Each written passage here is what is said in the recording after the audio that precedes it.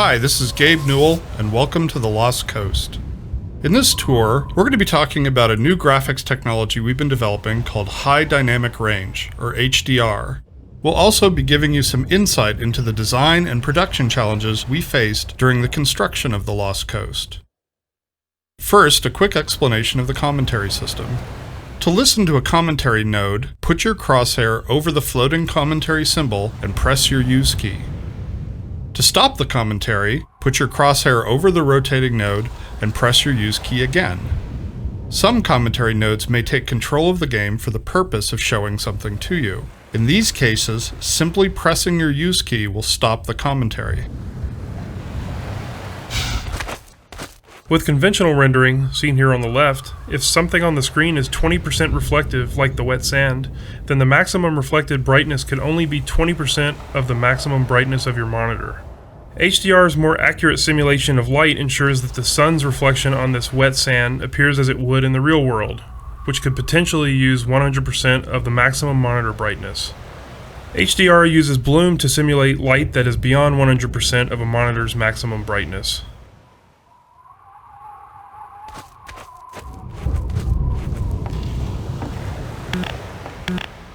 The process of building characters in Half-Life 2 taught us many things. By the end, we believed we'd figured out a more effective process for designing and constructing characters. This Fisherman is the first character we built using that process. Design-wise, the Fisherman was focused on showcasing HDR and the way light falls on human skin. The highlights on his forehead and nose are good examples of specularity on human skin. You can see how the wrinkles on his cheeks and around his eyes are an example of how we can use normal maps to add depth. Production-wise, the Fisherman was built using a similar process to the rocks you saw on the beach.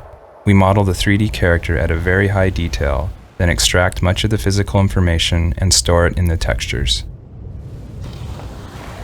Эй! Эй, ты! Погоди минутку, а ты не... Ты тот ученый тип, Фридман, Фишман, да? И должно быть ты здесь, чтобы разобраться с Альянсом. Не знаю, что может сделать один человек. Ну, зачем еще тащиться в Святую Ольгу в такие времена? Я доставлю тебя до их базы, или куда смогу доставить, не щадя себя.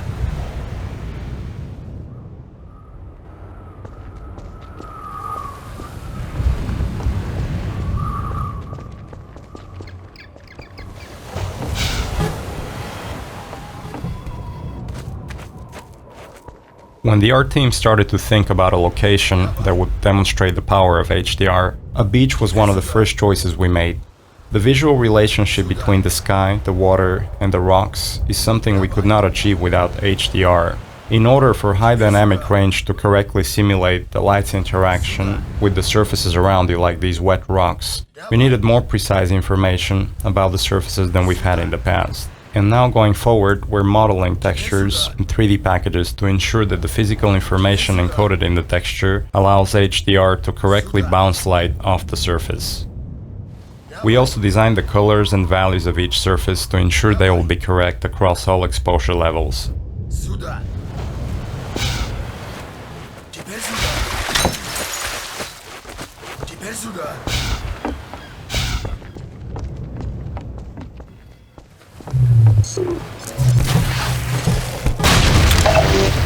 Water presents us with a lot of rendering challenges. In fact, we have to render the scene 3 times. Once for the refraction of what's under the water, once for the reflection of everything above the water, and once from the player's view. You can see the reflection and refraction scenes in the 2 small windows on screen. In the refraction, we calculate per pixel how much water you're looking through to do a volumetric underwater fog to simulate particulate matter. For our full HDR solution, we had to go through the entire engine and modify every bit of code that calculated light and color. For example, these water reflection and refraction renderings had to be improved to support the full range of contrast values. Так, давай я открою тебе эти ворота. Ключ здесь. Это здесь. Вот это. Пошли прямо сейчас, салага. Давай, заканчивай с той пушкой, не копайся.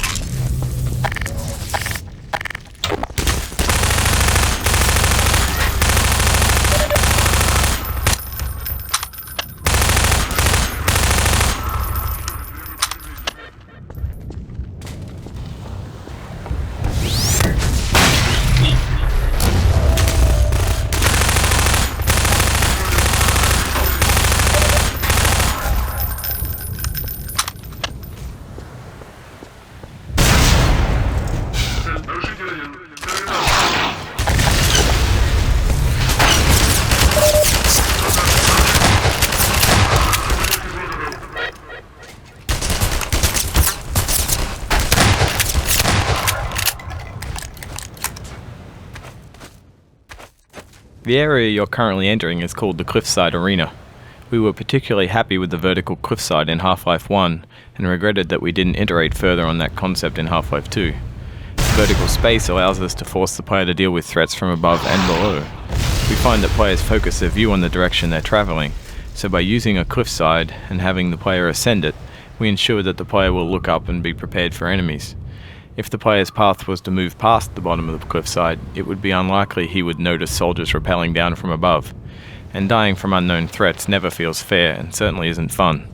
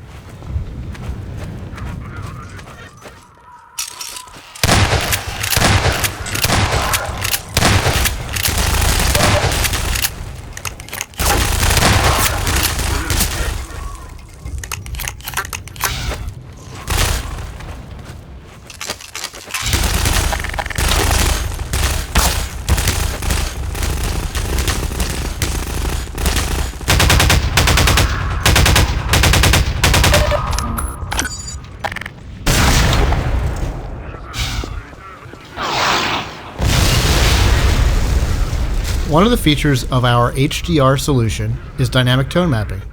The easiest way to think about dynamic tone mapping is that it's a method of simulating the way the human eye reacts to light. In the real world, you've probably walked into a dark room and noticed your eye adjusting to the darkness, letting you see better after some time. Or you've walked out into a bright day and been blinded by the sun, only to have your eye adjust and allow you to see normally. Your iris is adjusting itself in response to the amount of light hitting your eye. Dynamic tone mapping simulates this by automatically adjusting the exposure of the scene to mimic the behavior of your iris. You can see this as the view moves from the dark tunnel to the bright sun and back again.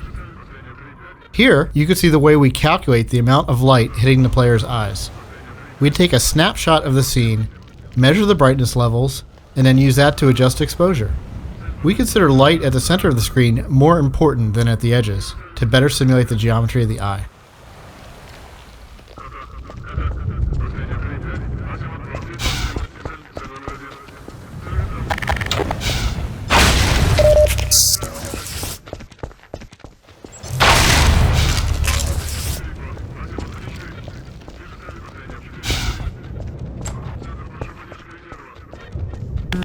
The courtyard in front of you is a space we call an arena. Arenas are built to hold the player for a period of time and usually contain combat or some other challenge. They often have multiple entry points for enemies, along with a gate of some kind to prevent the player moving on until the challenge has been completed. In this case, the arena is free of enemies until the player solves a puzzle and triggers an alarm. This is a method that allows the player to explore the arena and get a sense of its space before being forced to fight in it. It adds a sense of uneasiness to the player who's expecting to be attacked now that they've reached the goal set for them at the start of the map. The break in the action here is also a crucial part of the level's pacing. It allows the player to recover and explore the world a little after being attacked on the way up the cliffside.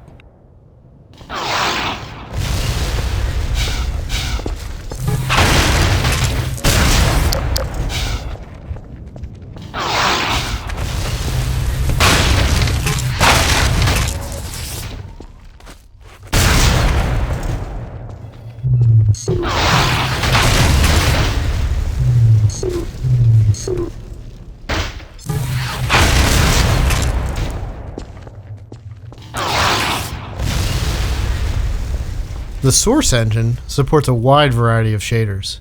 The refraction shader on the window here requires us to copy the scene to a texture, refract it, and then apply it to the window surface. To fully support HDR, every shader in the engine needed to be updated, so this refraction shader was improved to support the full range of contrast. If you viewed the sun through this window, it would be refracted correctly.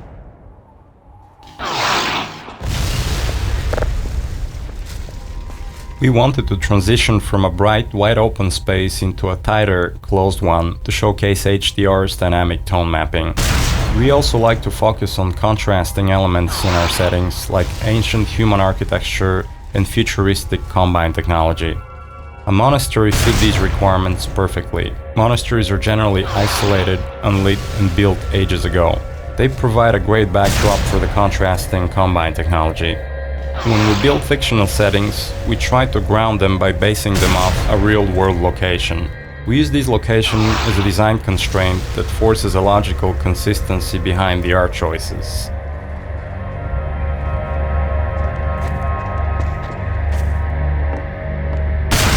Churches are great dramatic spaces.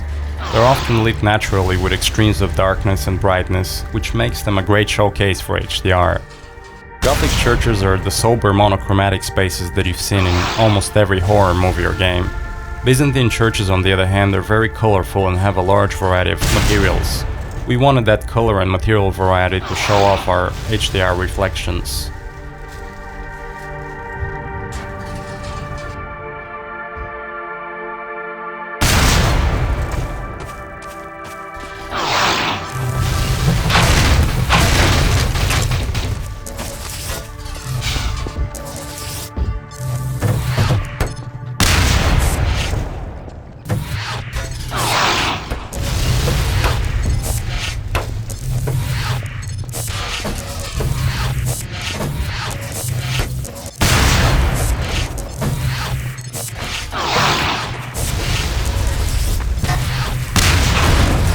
Our games are filled with things we call gates, which are essentially just challenges that the player must overcome to drive the experience forward. We used a puzzle here since the player has been through combat and exploration recently. When we design challenges, we try to ensure that the player's goal and the action required by the player are both fun. It's not hard to create interesting goals for the player, like stopping this machine from shelling the nearby village, but the action required by the player to solve the challenge needs to be fun as well. So instead of something menial, such as hitting an off switch, the player gets to use physics to jam the gun's mechanism and cause it to break.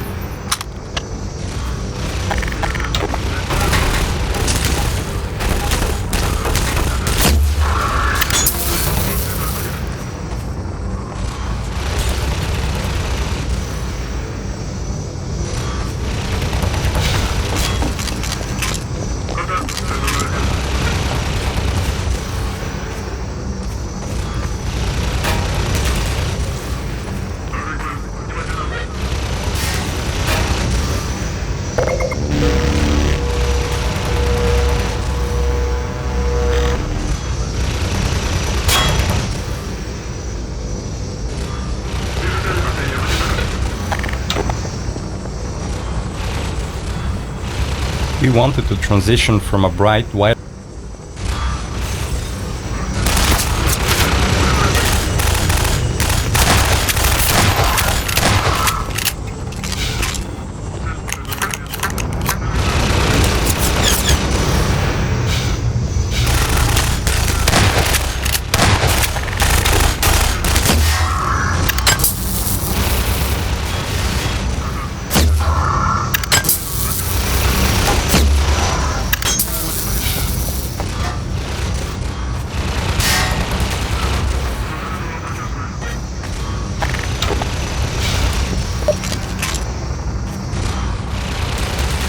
Our games are filled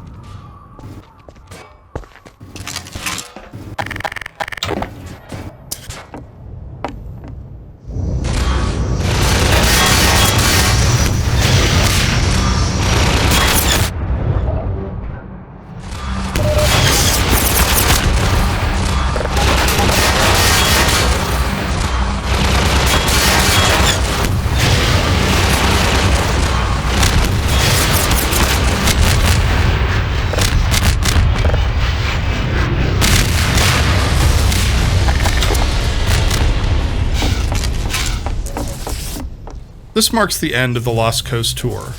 This has been an experiment on our part to see if our community would find it interesting to learn more about our development process.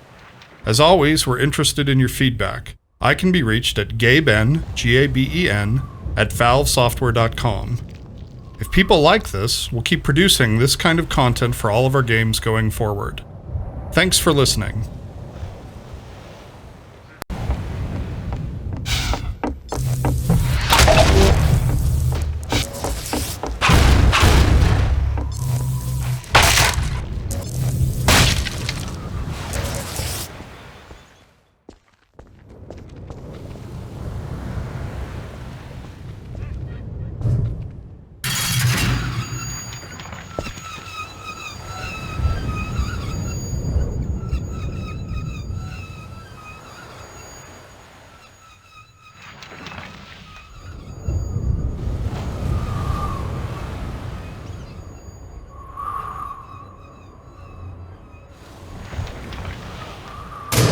Парень, ты это сделал!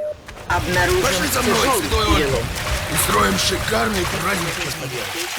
Надеюсь, тебе нравятся кровопийцы! Эй, ты куда подержишь? Как-то ты расплываешься! Полагаю, тебе есть куда податься. Рад знакомству!